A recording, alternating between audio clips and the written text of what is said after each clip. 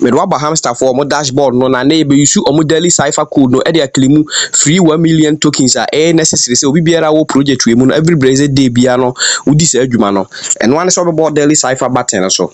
uboso na say do ba here na say you on the right path in the daily cipher Morse code no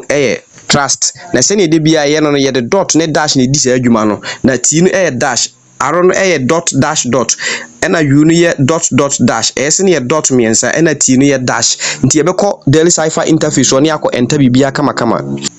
sani ekọ check ye no se opeso obo dot na do nsa be boso ba akọ peso obo dash na do nsa be sisu sa ujam ba dash na ye check ye na ye trust na t ni ye dash into do nsa be sisu sa ujam pe ebeba dash na ye t na wanya no ena aron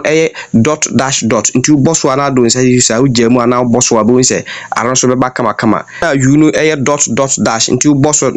na do nsa sisu sa na ujam abo nse you no so be ba kama ena s ne dot miensa nti uboso na uboso a ewo se s ne eba kama ena t ne dash ba kontudu nsa sisusa na ojampe ewo se t no eba na wabo take the price ne so as simple as abcd.